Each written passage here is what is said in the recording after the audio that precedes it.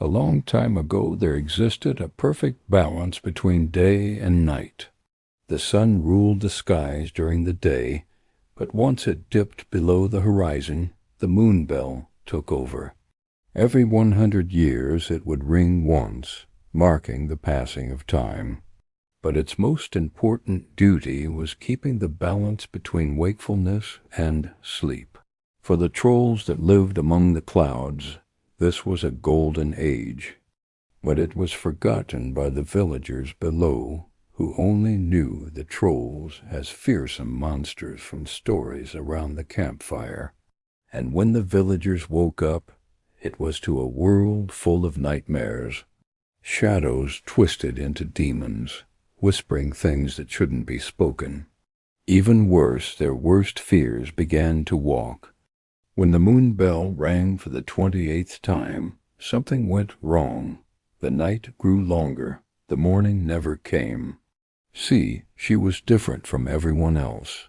She didn't just not dream, she couldn't, but about reminding everyone why they rang the bell in the first place. For a moment, gravity seemed to reverse, and the clouds fell upwards, revealing the faces of the sky trolls for the first time in centuries. While the rest of the world slept and entered the dreamlands, she remained awake, which everyone believed was a terrible curse. In the confusion, they saw only villains, never noticing the one thing that saved them, a small girl with eyes as bright as stars. All of them had lost their wings, except for one. So while the serpent was distracted, she climbed into the sky and rang the bell again, bathing the world in moonlight and starlight. He was the oldest of the trolls, and the last to lose his wings in the last moon ringing. Its massive jaws opened and it swallowed the moon whole, plunging the world into darkness. When the sun rose, everyone awoke to a world turned upside down, literally. Mountains floated in the sky, and the land was filled with strange plants that had sprouted in the night. She simply reminded everyone why the bell needed to be rung in the first place. As for the trolls, they gained new respect from the humans, but more importantly, they regained their faith in themselves. Once again, the sky was filled with the sound of laughter and song, and the girl who couldn't dream became known as the girl who saved the trolls. That's when the girl understood. Rung the bell wasn't about ending the dream world, it was about protecting the real one. He remembered when the bell rang and the world was bathed in moonlight. How beautiful everything was.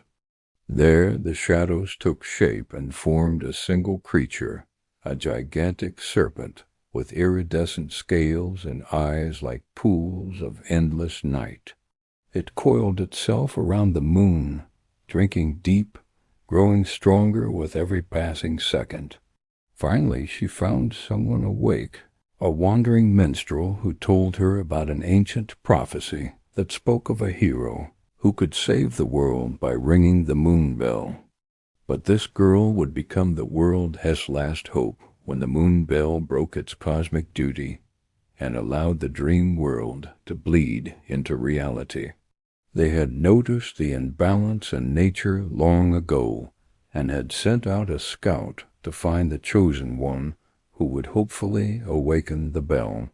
But when the girl arrived, they only saw someone who couldn't dream, a child cursed by the gods.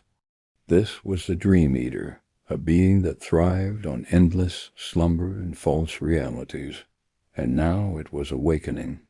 While everyone slept, the girl roamed the countryside, hiding from nightmares and trying to wake people up, only to find that even her own sweat and tears could put them back to sleep. With his help, she got to the Sky Islands where the trolls lived. Except when the serpent struck the earth, causing an earthquake, the trolls saw the destruction below and realized that maybe the prophecy wasn't about a chosen one. As the girl rang the bell, the ground trembled, and the sky trolls watched as auroras erupted across the sky, ripples spreading outward like a pebble dropped into an endless sea. There were all shapes and sizes, some as gentle and peaceful as the clouds, others with faces as weathered and wild as the storms they rode. And he wondered if that beauty could still exist. Now that the bell had been rung, the Dream Eater grew stronger. The trolls were supposed to remind people that both worlds were precious, and that neither should consume the other. As the serpent fought against the pull of the real world, she rang the bell a third time, pulling the world out of the dream state. It was beautiful, but no one remembered it the moment they closed their eyes and slept again. In the end, the girl didn't slay the serpent or restore the old ways.